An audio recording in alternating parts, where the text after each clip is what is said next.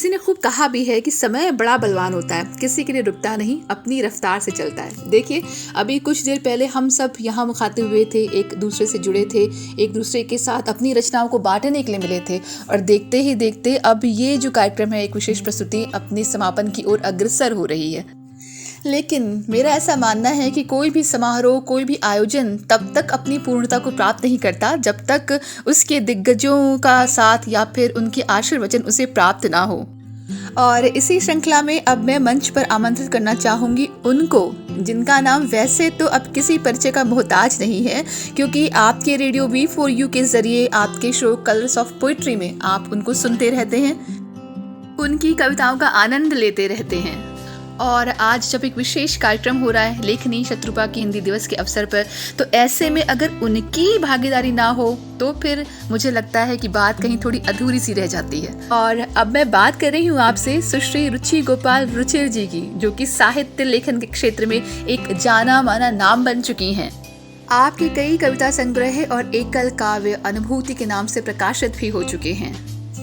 आप न केवल एक बेहतरीन कवित्री हैं, बल्कि समाज के प्रति अपनी सेवाएं देने वाली एक कुशल शिक्षिका भी हैं। आपको कई पुरस्कार प्राप्त हो चुके हैं अब तक, और कई मंचों से आप निरंतर लगातार आपकी कविताओं का पाठन भी श्रोताओं तक पहुंचाती रहती हैं, उसे करती रहती हैं। कई पत्रिकाओं द्वारा आपको समय समय पर विशेष पुरस्कारों द्वारा सम्मानित किया जा चुका है, तो वहीं आप साहित्य सारथी सम्मान और साहित्य भारती सम्मान जैसे पुरस्कारों से भी खुद को अलंकृत करती हैं। और अब अपनी वाणी को विराम देते हुए मैं मुखातिब होना चाहूँगी सुश्री रुचि गोपाल रुचि कि वो आएं और आकर अपनी कुछ कविताओं से हम सभी सुनने वालों को अनुग्रहित करें। बहुत बहुत धन्यवाद ऋचा जी। आज हिंदी दिवस के अवसर पर मैं अपनी एक रचना लेकर के आई हूँ, जिसका शीर्षक है निष्प्राण से पाषाण में। इस रचना के अंतर्गत मैंने शिल्पकार के सुंदर कार्य का वर्णन किया है, उसके समर्पण का वर्णन किया है। तो प्रस्तुत कर रही हूँ अपनी ये रचना आप सबके समक्ष। निष्प्राण से पाषाण में फूंकता वह प्राण है, निष्प्राण से पाषाण में फूंकता वह प्राण है, निज स्वप्न से सीने पे उसके कर रहा निर्माण है, निज स्वप्न से सीने पे उसके कर रहा निर्माण है। हे शिल्पकार तुम्हें नमन, अद्भुत तुम्हारा प्रेम है, हे शिल्पकार तुम्हें नमन, अद्भुत तुम्हारा प्रेम है। प्रेयसी मुस्का रही लज्जा से पूरित नयन है, प्रेयसी मुस्का रही लज्जा से पूरित नयन है, प्रिय पाश में सिमटी हुई अधर पे मुस्कान है, प्रिय पाश में सिमटी हुई अधर पे मुस्कान है। शिल्पकारी अजब ऐसी बोलता पाषाण है, शिल्पकारी अजब ऐसी बोलता पाषाण है, निष्प्राण से पाषाण में फूंकता वह प्राण है। हे शिल्पकार तुम्हें नमन, अद्भुत तुम्हारा प्रेम है, हे शिल्पकार तुम्हें नमन, अद्भुत तुम्हारा प्रेम है।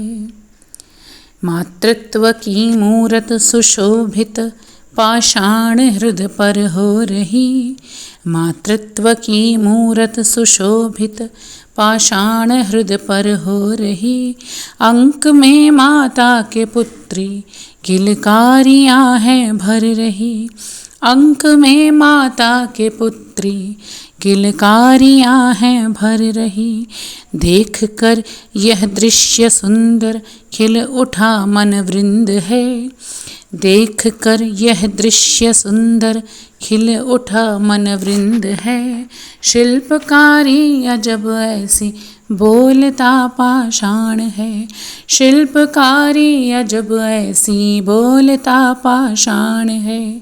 निष्प्राण से पाषाण में फूकता वह प्राण है।